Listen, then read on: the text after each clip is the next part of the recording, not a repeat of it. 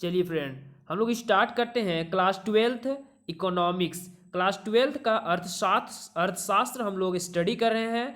इससे पहले वाले वीडियो में मैंने आपको कुल स्थिर लागत को पढ़ा दिया है, ठीक है।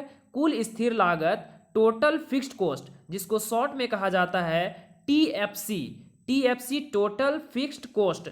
अब ये टोटल फिक्स्ड कॉस्ट क्या होता है? तो जो स्थिर साधनें होती है, ठीक है, जो स्थिर साधन होती है उस पे हमारा स्थिर लागत लगता है, उसी को कहा जाता है स्थिर लागतें। जैसे मैंने आपको एक एग्जांपल दिया था कि हम लोग कोई एक कमरा रेंट पर लेते हैं, तो इस रेंट का जो भाड़ा है, तो इस रेंट का जो हम लोग पर मंथ जो है 1,000 रुपये क्या करते हैं, इस रूम मालिक को देते हैं। और इस पे जो है हम लोग परिवर्तनशील साधन चाहे जितना भी प्रयोग करें, कहने का मतलब है इसमें हम लोग 1 बच्चे पढ़ाएं, 2 बच्चे पढ़ाएं, 4 बच्चे पढ़ाएं, इस पे हमारा इनकम का कोई लेना देना नहीं है। इसमें डिपेंड ये है, इसमें ये कहा जा रहा है कि जो ये रूम है ये क्या है, हमारा एक स्थिर साधन है। और स्थिर साधन पे क्या है, हमारा लागत जो है वो फिक्स है। फिक्स कैसे है? तो जो हम लोग इस रूम का भाड़ा दे रहे हैं, इसमें हम लोग काम करें ना करें, बच्चे पढ़ाएं या ना पढ़ाएं, हम लोगों को 1,000 रुपये जो है पर मंथ देना अनिवार्य है। इसी को कहा जाता है टोटल फिक्स्ड कॉस्ट, जो हम लोगों ने पार्ट 2 वाले वीडियो में पढ़ चुके हैं। ये अब हमारी है पार्ट 3 वाली वीडियो। अगर आपको पूरा डिटेल से पढ़ना है फ्रेंड इकोनॉमिक्स, तो आप मेरे चैनल के साथ जुड़ जाइए। मैं प्रत्येक चैप्टर को पूरे डिटेल के साथ आपको एग्जाम में जिस प्रकार से लिखना है उस प्रकार से मैं आपको पढ़ाता हूं, ताकि आपको एग्जाम में लिखने में कोई भी परेशानी और दिक्कत ना आए। तो चलिए, इसका एक पहले मैंने इस वीडियो में इसका एक ग्राफ मैंने आपको समझा दिया था। इसका ग्राफ जो होता है वो एक्स अक्ष के समानांतर होता है। एक्स अक्ष के समानांतर होता है, ये टोटल फिक्स्ड कॉस्ट है। ये 1,000 रुपये हमारा फिक्स है, ठीक है। इसमें हम लोग चाहे इसमें स्टूडेंट हम लोग कम करें या स्टूडेंट बढ़ाएं या और भी स्टूडेंट बढ़ाएं या और भी स्टूडेंट बढ़ाएं, आप यहाँ देखिए कि टोटल फिक्स जो है कॉस्ट जो है वो हमारा क्या है, एक सीधी रेखा में जा रही है, जो हमारे एक्स अक्ष के समानांतर है। या हम लोग स्टूडेंट कम करें या स्टूडेंट ना भी पढ़ाएं तो भी ये क्या होगा, टोटल फिक्स्ड कॉस्ट एक्स अक्ष के समानांतर होता है। इसे आपको याद रखना होगा। अब हम लोग पढ़ते हैं कुल परिवर्तनशील लागत। कुल परिवर्तनशील लागत, टोटल वेरिएबल कॉस्ट। अब ये टोटल वेरिएबल कॉस्ट क्या होता है फ्रेंड? तो टोटल वेरिएबल कॉस्ट, तो यहाँ जो है परिवर्तन, परिवर्तन से हम लोगों के दिमाग में एक वर्ड आता है चेंज। क्या आता है? चेंज वर्ड आता है, ठीक है। तो चेंज वर्ड, तो इससे पहले मैंने आपको एक फॉर्मूला बताया था। क्या फॉर्मूला बताया था? कि टोटल कॉस्ट निकालने के लिए, टोटल कॉस्ट निकालने के लिए क्या करना होता है, टोटल फिक्स्ड कॉस्ट, ठीक है, और टोटल वेरिएबल कॉस्ट को अगर जोड़ा जाए तब जाके हमारा क्या निकलता है, टोटल कॉस्ट निकलता है। और अगर हम लोगों को टोटल वेरिएबल कॉस्ट निकालना है, टोटल वेरिएबल कॉस्ट निकालना है, तो क्या करना होगा कि टोटल कॉस्ट में से ये इधर आ जाएगा टोटल फिक्स्ड कॉस्ट। इन दोनों के अंतर को क्या कहा जाता है, टोटल वेरिएबल कॉस्ट कहा जाता है। तो इस प्रकार से भी आप लिख सकते हैं। अब यहाँ हम लोग देखते हैं टोटल वेरिएबल कॉस्ट क्या होता है। जैसे मान लेते हैं कि हम लोग किसी वस्तु का उत्पादन करना चाहते हैं। क्या करना चाहते हैं? किसी वस्तु का उत्पादन करना चाहते हैं। तो किसी वस्तु का उत्पादन अगर करना चाहते हैं तो मान लेते हैं कि ये हमारे पास एक फील्ड है, ठीक है। इस फील्ड में हम लोग उत्पादन करना चाहते हैं। तो हम लोग अभी पढ़ रहे हैं कुल परिवर्तनशील लागत, टीवीसी पढ़ रहे हैं, टोटल वेरिएबल कॉस्ट। यहाँ हम लोगों ने मान लेते हैं कि अभी हम लोगों का उत्पादन स्टार्ट नहीं हुआ है। क्या हुआ है? उत्पादन स्टार्ट नहीं हुआ है। तो क्या हमारी लागत लगेगी?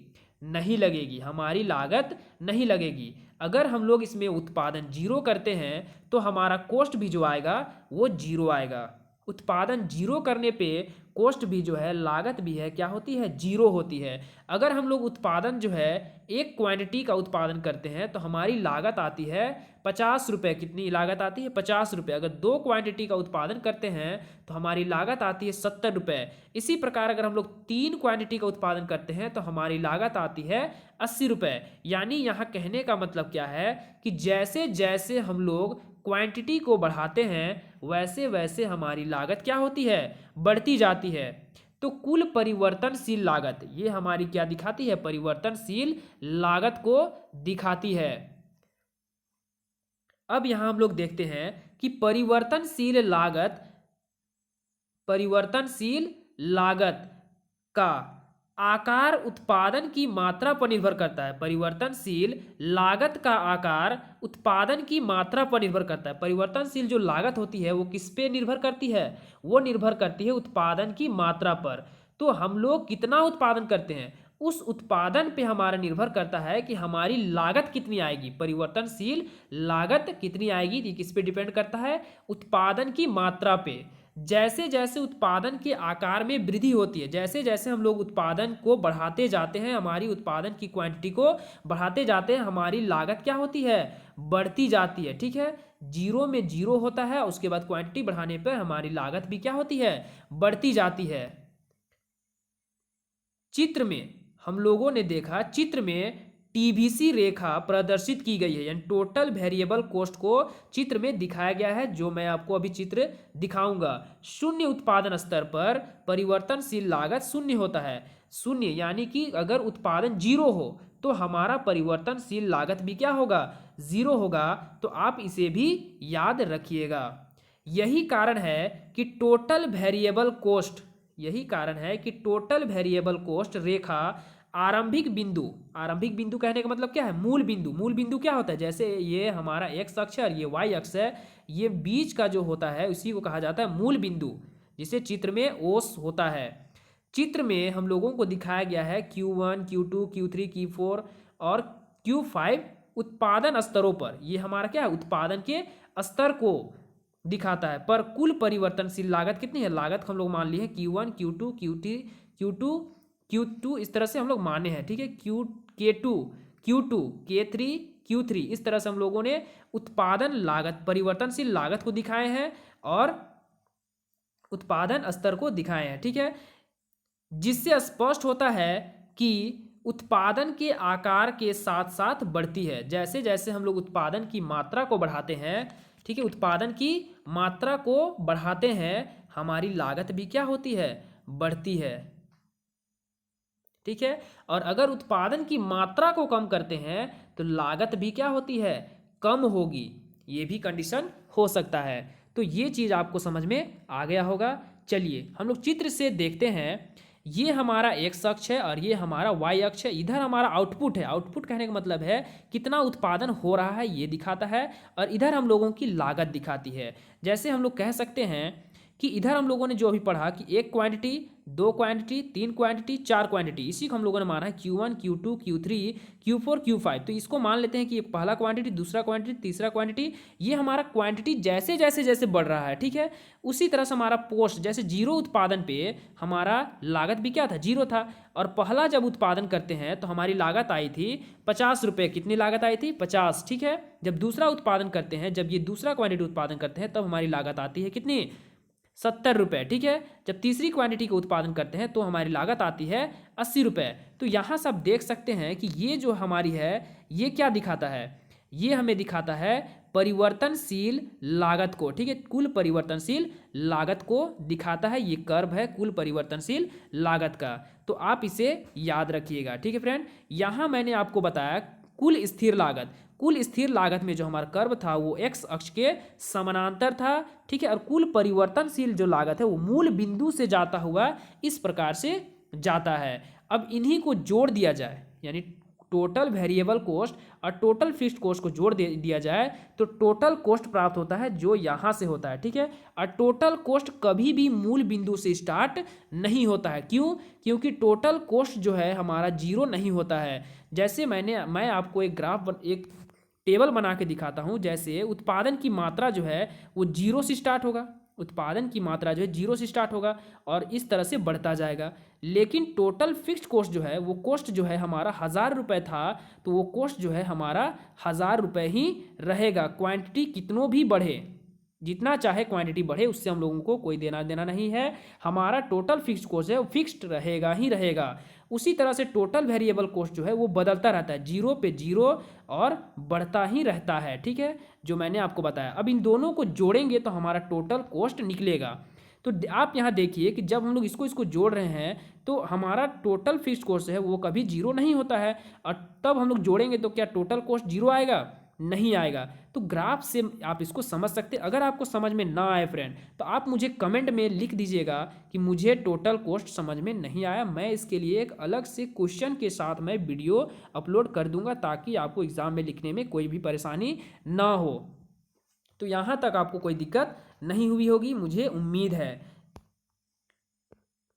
अब हम लोग पढ़ते हैं कुल लागत। कुल लागत जो होता है, कुल स्थिर लागत और कुल परिवर्तनशील लागत का क्या होता है? जोड़ होता है।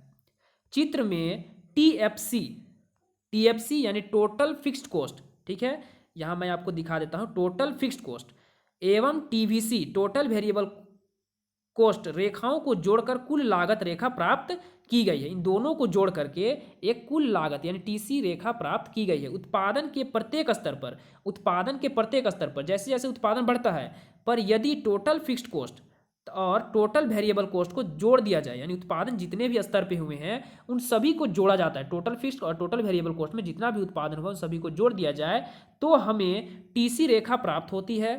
टीसी रेखा, टीसी रेखा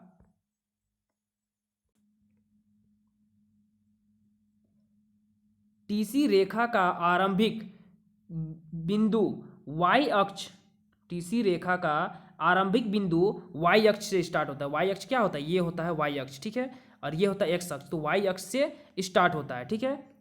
चित्र में S दिखाया गया है, जहां से टीएफसी रेखा आरंभ होती है, जहां से टीएफसी रेखा आरंभ होती है, ठीक है। यहाँ टीएफसी रेखा कहाँ से आरंभ होती है? तो टीएफसी रेखा जो है वो y अक्ष से स्टार्ट होती है। क्यों? क्योंकि वो तो x अक्ष के समानांतर होती है, आरंभ होती है। क्योंकि शून्य उत्पादन स्तर पर, जब उत्पादन स्तर क्या होता है? जीरो होता है, तब टीवीसी भी क्या होता है? शून्य होने के कारण टीसी सदैव टीएफसी के बराबर होता है। क्या होता है? उस समय क्या होता है कि जब ये टोटल वेरिएबल कॉस्ट जब जीरो होता है, जब टोटल वेरिएबल कॉस्ट जीरो होता है, ठीक है, तब जो है हमारा जैसे जैसे उत्पादन हमारा जीरो है तो हमारा टोटल वेरिएबल कॉस्ट भी क्या होगा? जीरो होगा। यानी कॉस्ट भी क्या होता है? जीरो होता है। लेकिन टोटल कॉस्ट हमारा जीरो नहीं होगा। क्यों? क्योंकि यहाँ कह रहा है कि टीवीसी यानी क्योंकि शून्य उत्पादन स्तर पर टीवीसी शून्य होने के कारण, टीवीसी शून्य होने के कारण, जैसे मान लेते हैं ये फॉर्मूला है टोटल कॉस्ट, यहाँ फिर से लिखता हूँ मैं कि टोटल कॉस्ट का जो फॉर्मूला है वो है total variable cost plus total fixed cost. तो मैंने आपको बताया कि टोटल कॉस्ट जो है, ठीक है, टोटल कॉस्ट जो है, अगर टोटल वेरिएबल कॉस्ट जीरो हो सकता है लेकिन टोटल फिक्स्ड कॉस्ट कभी जीरो नहीं हो सकता है, तो इस कंडीशन में टोटल कॉस्ट और टोटल फिक्स्ड कॉस्ट बराबर हो सकता है। एक कंडीशन, फर्स्ट कंडीशन ऐसा आता है कि टोटल कॉस्ट और टोटल वेरिएबल कॉस्ट बराबर होता है, जो इस बिंदु पे आपको देखने को मिलेगा। और यहीं से ये स्टार्ट होता है टोटल फिक्स्ड कॉस्ट, और यहीं से स्टार्ट होता है टोटल वेरिएबल कॉस्ट। इसी चीज को यहाँ कहना चाह रहा है।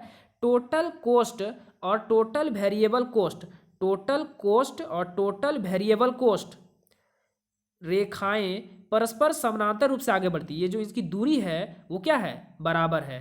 क्योंकि टीसी और टीवीसी का अंतर टीएफसी को बताता है। क्योंकि टीसी और टीवीसी का अंतर जो है वो बताता है किसको? टोटल फिक्स्ड कॉस्ट को बताता है, इसको बताता है, ठीक है। और टीएफसी सदैव स्थिर रहता है। टीएफसी जो है वो फिक्स है, वो सीधा लाइन होता है। तो यहाँ तक आपको समझ में आ गया होगा, मुझे उम्मीद है, ठीक है फ्रेंड। तो यहाँ चित्र में आप देख लीजिएगा अच्छे तरीके से। चलिए अब हम लोग पढ़ते हैं इन दोनों का अंतर। स्थिर लागत एवं परिवर्तनशील लागत में अंतर पढ़ेंगे। स्थिर लागत क्या होती है और परिवर्तनशील लागत, इन दोनों का अंतर क्या होता है, ये हम लोग पढ़ेंगे। स्थिर लागत के साथ यानी स्थिर साधनों के साथ स्थिर लागत, परिवर्तनशील साधनों के साथ परिवर्तनशील लागत लगती है। इसका संबंध उत्पादन के स्थिर साधनों से होता है। जो उत्पादन का जो स्थिर साधन, जो उत्पादन का जो जरिया होता है जिससे हम लोग उत्पादन करते हैं, अगर वो स्थिर हो तो हमारी लागत भी क्या होगी, स्थिर होगी। जैसे भूमि, वो हमारे पास साधन है, स्थिर है, तो उस पर लागत भी क्या लगेगी, हमारी स्थिर लागत लगेगी। दूसरा परिवर्तनशील लागत, यहाँ परिवर्तनशील जो है इस तरह से सील लिखिएगा, ठीक है, परिवर्तनशील, यहाँ स अलग लिखा हुआ है। तो इसका संबंध उत्पादन के परिवर्तनशील साधनों से है। जो उत्पादन के दौरान जिस साधनों का प्रयोग करते हैं वो परिवर्तन है, तो अगर वो परिवर्तन है तो उस पर लागत भी क्या होगी, परिवर्तन होगी। जैसे हम लोग कह सकते हैं लेबर, ये हमारा क्या है, परिवर्तनशील साधन है, और इसके साथ हमारा परिवर्तनशील लागत लगती है। दूसरा जो है हमारा स्थिर,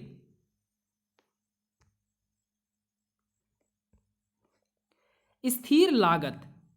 स्थिर लागत उत्पादन की मात्रा के परिवर्तन से नहीं बदलती, यानी जो स्थिर लागत होती है वो उत्पादन की मात्रा से परिवर्तन नहीं होती। जैसे मैंने आपको एक रेंट भाड़े वाला एक रूम के बारे में समझाया था, ठीक है, उसमें जैसे ये स्थिर हमारी साधन है, तो स्थिर लागत उत्पादन की मात्रा के बढ़ने, जैसे इसमें हम लोग स्टूडेंट को कितनों भी बढ़ाएं या कितना भी कम करें, इस पे नहीं बदलती है। तो स्थिर लागत उत्पादन की मात्रा के परिवर्तन से नहीं बदलती, अर्थात उत्पादन आकार घटने या बढ़ने पर भी कुल स्थिर लागत में कोई बदलाव नहीं होता। ये कुल स्थिर लागत में भी कोई बदलाव नहीं होता, उत्पादन कम करे या ज़्यादा करे। जैसे हम लोग एक फील्ड ले लिए, एक ज़मीन ले लिए रेंट पे, ठीक है, और इसमें हम लोग जितना चाहे उतना उत्पादन कर सकते हैं, और इस रेंट जो है इसका मान लेते हैं कि 6,000 रुपये, तो 6,000 रुपये हर साल हम लोगों को देना ही देना। इसमें हम लोग उत्पादन करें ना करें या करें, ठीक है, हम लोगों को फिक्स पैसा लगना ही लगना है, उसी को यहाँ समझाया गया है। परिवर्तनशील लागत में क्या होता है कि परिवर्तनशील लागत उत्पादन की मात्रा के परिवर्तन से बदलती है। जैसे जैसे हम लोग उत्पादन की मात्रा में परिवर्तन करेंगे, अर्थात उत्पादन आकार बढ़ने पर, जैसे जैसे उत्पादन बढ़ाते हैं परिवर्तनशील लागत बढ़ती है, तथा उत्पादन आकार घटने पर यह घटती है, यानी लागत घटती है। तो यहाँ तक आपको क्लियर हो गया होगा। तीसरा जो है हमारा फ्रेंड, उत्पादन स्तर के शून्य स्तर पर, यानी उत्पादन के स्तर के शून्य स्तर पर, जब उत्पादन जीरो हो पर भी कुल स्थिर लागत अपरिवर्तित रहती है, यानी कुल स्थिर लागत। जैसे हम लोग ये इसको फिक्स ले लिए और इसका रेंट साल में 6,000 रुपये इस फील्ड का, यानी भूमि का, इस पर हम लोग उत्पादन नहीं भी करेंगे फिर भी हमारा 6,000 रुपये लगेगा। ये कभी जीरो नहीं होता है। Total fixed cost Y axis से स्टार्ट होता है, मैंने आपको बताया एक्स अक्ष के समानांतर होता है। आप इसे समझिएगा अच्छे तरीके से, ठीक है फ्रेंड, अच्छे से समझिएगा। परिवर्तनशील लागत वेरिएबल कॉस्ट शून्य उत्पादन स्तर पर, जब उत्पादन हमारा जीरो हो पर कुल परिवर्तनशील लागत भी जीरो होती है, यानी टोटल कॉस्ट बराबर टोटल वेरिएबल कॉस्ट, इस तरह से हम लोग लिख सकते हैं। यानी ये दोनों जीरो हो सकता है क्या, नहीं नहीं, यहाँ ऐसे नहीं, टोटल कॉस्ट, ठीक है फ्रेंड, नहीं मैंने गलत बताया था आपको, टोटल कॉस्ट जो है वो टोटल फिक्स्ड कॉस्ट के बराबर हो सकता है, ठीक है। जहाँ मैंने आपको इस तरह से एक था ग्राफ, इस तरह से यहाँ मैंने आपको बताया था, ठीक है। क्यों ऐसा हुआ, क्योंकि टोटल वेरिएबल कॉस्ट जो है वो जीरो हो जाता है, इस कंडीशन से हम लोग इसको नहीं लिखते हैं। चलिए आगे स्टार्ट करते हैं फ्रेंड। ये मैं जो टॉपिक पढ़ा रहा हूँ, ये मैं कोई भी टॉपिक मिस नहीं कर रहा हूँ, ये सारे टॉपिक आपके एग्ज़ाम में पूछे जाते हैं और कई बार ये एग्ज़ाम में आपके पूछे गए हैं। चलिए हम लोग स्टार्ट करते हैं। अल्पकालीन औसत लागतें, शॉर्ट पीरियड एवरेज कॉस्ट। अब ये एवरेज क्या होती है, तो एवरेज ये होता है, जैसे मान लेते हैं एवरेज को हम लोग माध्य से भी दर्शा सकते हैं। जैसे मान लेते हैं कि ये एक क्लासरूम है और इस क्लासरूम में 10 स्टूडेंट है, ठीक है, यानी 10 स्टूडेंट हैं, और 10 स्टूडेंट्स का जो मार्क्स आया है मैथ में वो सभी का अलग अलग आया, किसी का 30 आया है, किसी का 50 आया है, किसी का 60 आया है, किसी का 80 आया है, ठीक है। इन सभी को जोड़ दिया जाए और जितने भी स्टूडेंट हैं उनसे भाग दे दिया जाए तो हमारा एवरेज निकल जाता है। लेकिन अल्पकालीन औसत लागतें निकालनी है हमको, लागतें यानी कि कॉस्ट निकालनी, जो अल्पकाल में जो लागत लगती है उसका एवरेज निकालना है। अब अल्पकाल में दो कंडीशन आता है। अल्पकाल में कुछ इससे पहले मैंने साधन पढ़ाया था, ठीक है, तो अल्पकाल में एक स्थिर साधन होता है और एक परिवर्तनशील साधन होता है, ठीक है। तो यहाँ क्या होगा, जब साधन नहीं है लागत है, तो यहाँ अल्पकाल में एक स्थिर लागत होगा और एक परिवर्तनशील लागत होगा। क्योंकि अल्पकाल में हमारे पास बहुत कम समय होता है और बहुत कम समय में जो स्थिर स्थिर लागतें होती है उसे हम लोग परिवर्तन नहीं कर सकते हैं, और उसमें कुछ परिवर्तनशील लागतें होती है जिसको हम लोग अल्पकाल में परिवर्तन कर सकते हैं। तो अल्पकाल में जो है औसत लागत होती है, और औसत लागत होती है औसत स्थिर लागत, एवरेज फिक्स्ड कॉस्ट, जिसको हम लोग ए भी सी से दिखा सकते हैं, और एक होता है औसत परिवर्तनशील लागत जिसको हम लोग दिखा सकते हैं ए, यहाँ ए एफ सी और यहाँ ए भी सी। अब हम लोग पढ़ेंगे कि औसत लागत क्या होता है, एवरेज कॉस्ट पढ़ते हैं, उसके बाद फिर हम लोग औसत स्थिर लागत पढ़ेंगे। ठीक है, तो चलिए एक एक करके हम लोग पढ़ते जाएंगे। औसत लागत जिसको हम लोग कहते हैं एवरेज कॉस्ट यानी एसी क्या होता है, सबसे पहले इसको जानते हैं। किसी वस्तु की प्रति इकाई लागत को औसत लागत कहा जाता है। औसत लागत कुल लागत एवं उत्पादन मात्रा का भागफल होता है। तो किसी वस्तु की प्रति इकाई, जैसे मान लेते हैं हम लोग किसी वस्तु का प्रोडक्शन करना चाहते हैं, तो एक वस्तु का तो नहीं बनाएंगे, हम लोग बहुत सारे वस्तुओं का प्रोडक्शन करेंगे। तो जैसे जैसे मान लेते हैं हम लोग प्रोडक्शन बढ़ाते हैं तो उसकी कॉस्ट क्या होती है, कम होते आती है, कम होते आती है। ठीक है, तो सभी वस्तुओं को जोड़ दिया जाता है, जितने भी वस्तुएं, मान लेते हैं 20 वस्तु का उत्पादन किया हम लोग, और 20 वस्तु का अलग अलग, इस वस्तु का 5 रुपये, इस वस्तु को 10 रुपये बनाने में लगा, इसको 15 रुपये, इसको 3 रुपया। ठीक है, सभी को जोड़ दिए तो मान लेते हैं कि हमारे पास जो है 3000 रुपये होंगे, 300 रुपये हो गए, और 20 वस्तु का उत्पादन किया। अब इसे डिवाइड करेंगे तो हमारा 15 आ गया, यानी कि प्रति जो वस्तु का जो मूल्य है, वो लागत है, वो हमारा 15 रुपये निकल गया। तो ये हमारा एवरेज लागत हो गया। ठीक है, या कॉस्ट हो गया। तो किसी वस्तु की प्रति इकाई, यानी प्रति इकाई, एक इकाई, जैसे जैसे बढ़ेंगे तो प्रति इकाई लागत को औसत लागत कहा जाता है। औसत लागत जो एसी होता है, ठीक है, वो कुल लागत यानी टोटल कॉस्ट एवं उत्पादन की मात्रा क्यू से भाग कर दे तो हमारा एवरेज कॉस्ट निकल जाएगी। यानी टोटल कॉस्ट, जितना भी हमारा लागत आया किसी वस्तु को प्रोडक्शन करने में, उसको कितना प्रोडक्शन किए उस क्वांटिटी से अगर भाग दे दिया जाए तो हमारा एवरेज कॉस्ट निकल आता है। ठीक है, जैसे हम लोग इससे पहले हम लोग पढ़े थे, क्या पढ़े थे कि टोटल कॉस्ट पढ़े थे। क्या पढ़े थे फ्रेंड, टोटल कॉस्ट जो होता है अल्पकाल में हम लोग क्या पढ़े थे, total cost, total fixed cost और टोटल वेरिएबल कॉस्ट का जोड़ होता है। अगर दोनों पक्षों में हम लोग क्या करें, क्वांटिटी यानी क्यू से डिवाइड कर दे या भाग कर दे। ठीक है, तो यहाँ जो हम लोगों ने सभी से क्यू से डिवाइड कर दिया। अब ये क्यू जो है इसके लिए भी है और क्यू इसके लिए भी है, तो इसको अलग अलग कर दिए। ठीक है, अब ये अलग अलग किए तो टोटल कॉस्ट जो है, या पहले मैंने आपको बताया कि औसत लागत में कि इन दोनों, अगर टोटल कॉस्ट को क्वांटिटी से भाग दिया जाए तो क्या निकलता है, एवरेज कॉस्ट। तो इसलिए हम लोग क्या किए, यहाँ एवरेज कॉस्ट लिख दिए, इसको एज इट इज लिख दिए। ठीक है, अब यहाँ हम लोगों को क्या देखने को मिल रहा है कि औसत लागत लिख दिए। ठीक है, अब जो है उसी प्रकार से क्या होता है, जब टोटल फिक्स्ड कॉस्ट को क्वांटिटी से भाग देंगे तो एवरेज फिक्स्ड कॉस्ट निकल जाएगा। ठीक है, ये हम लोगों ने पढ़ा। इसी तरह से अगर मान लेते हैं कि टोटल वेरिएबल कॉस्ट, मैंने आपको बताया टोटल वेरिएबल कॉस्ट का क्वांटिटी से भाग दे दे तो एवरेज फिक्स्ड वेरिएबल कॉस्ट निकल आता है। तो एवरेज कॉस्ट का फॉर्मूला होता है एवरेज फिक्स्ड कॉस्ट और एवरेज वेरिएबल कॉस्ट। तो लगभग में इसका फॉर्मूला सेम है, जैसे टोटल कॉस्ट का क्या पढ़े थे, total fixed cost plus total variable cost. यहाँ जो ए है वहाँ टी है, यहाँ ए है तो यहाँ टी है, यानी एवरेज और टोटल। ठीक है, लगभग सेम है।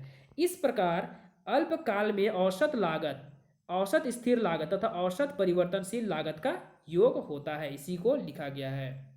चित्र में औसत लागत वक्र प्रदर्शित किया गया है। यह वक्र अंग्रेजी के अक्षर यू आकृति का होता है। ठीक है, यानी एवरेज कॉस्ट जो होता है वो इस प्रकार से होता है, अंग्रेजी के यू अक्षर के तरह होता है। ठीक है, अब ये कैसे होता है, चलिए हम लोग पढ़ते हैं।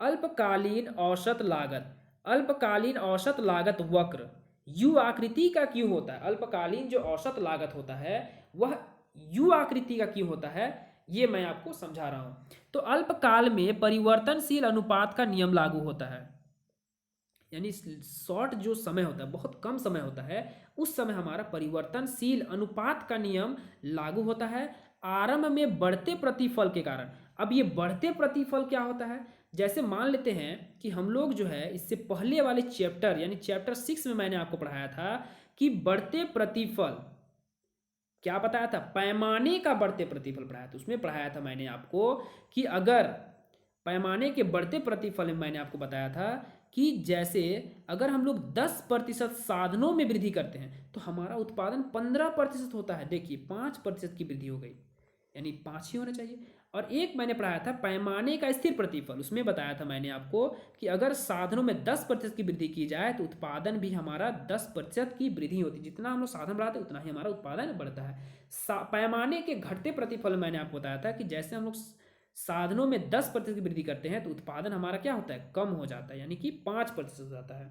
ठीक है, तो इस तरह से मैंने आपको बताया था। तो यहाँ बढ़ते प्रतिफल, अगर बढ़ते प्रतिफल के कारण घटती है, लागत घटती है। जब बढ़ते प्रतिफल की बात होती है तो इसमें लागत घटती है। कैसे नहीं घटेगा, जैसे मान लेते हैं कि अगर हम लोग 10% बढ़ाएं, उसी को लेते हैं एग्जाम्पल में, 10% साधनों को बढ़ाएं तो हमारा उत्पादन 15% हो गया, तो हमारी लागत घटी कि नहीं घटी, यानी अच्छी बात है ना। ये अच्छी बात है कि हम लोग 10% साधनों को बढ़ा रहे हैं तो हमारा उत्पादन 15% होगा, ये तो बहुत अच्छी बात है। तो इस तरह से क्या हो गया कि लागत घट गई, फिर स्थिर रहती है तथा क्रम में घटते प्रतिफल मिलने पर लागत बढ़ती है। ठीक है, जब तीसरा कंडीशन जब स्थिर होता है तो उसमें तो कोई दिक्कत नहीं है। ठीक है, लेकिन जब 10% साधनों में वृद्धि करते हैं तो 5% उत्पादन होता है, तो उत्पादन में कमी आ गई, यानी जितना साधन बढ़ाएं उससे भी कम उत्पादन, पहले हो रहा था उससे भी कम उत्पादन, तो यहाँ हमारी लागत क्या हो जाएगी, ज़्यादा बढ़ने लगेगी। यानी लागत कोस्ट, किसी वस्तु को प्रोडक्शन करने में हमारा क्या होगा, कोस्ट ज़्यादा बढ़ेगा। ठीक है फ्रेंड, तो यहाँ तक मुझे उम्मीद है कि आपको समझ में आ गया होगा। ये क्लास 12th का इकोनॉमिक्स है। ठीक है फ्रेंड, आप अच्छे तरीके से पढ़िएगा, आपको एग्जाम में अच्छे मार्क्स लाने हैं, इसलिए आप अच्छे से पढ़िए, स्टडी कीजिए। इसी कारण उत्पादन आकार बढ़ने पर पहले लागत घटती है, जैसे उत्पादन आकार जब बढ़ता है तो हमारी लागत क्या होती है, घटती है, फिर न्यूनतम होती है, न्यूनतम होकर स्थिर हो जाती है, यहाँ आके रुक जाती है और अंत में बढ़ती है। इसी क्रम के कारण औसत लागत वक्र यू आकृति का होता है। ठीक है, यहाँ तक आपको समझ में आ गया होगा। अब औसत स्थिर लागत क्या होता है ये हम लोग पढ़ते हैं, वो यू आकृति का क्यों होता है ये मैंने आपको समझाया। अब ये औसत स्थिर लागत क्या होता है ये मैं आपको समझाने वाला हूं।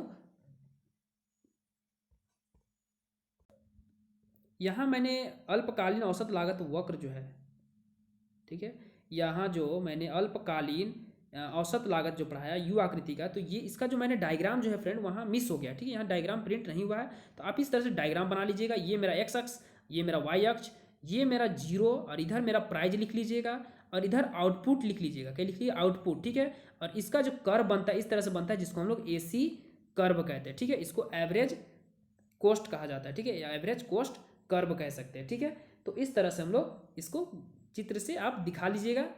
अब हम लोग इसके नेक्स्ट वीडियो में पढ़ेंगे एवरेज फिक्स्ड कॉस्ट। ठीक है फ्रेंड, अगर आपको किसी टॉपिक में अगर प्रॉब्लम है तो आप मुझे डायरेक्ट कमेंट कीजिए, ताकि मैं आपके उस प्रॉब्लम को सॉल्व कर सकूं और आप का वो डाउट जो है वो पूरी तरह से क्लियर हो जाए।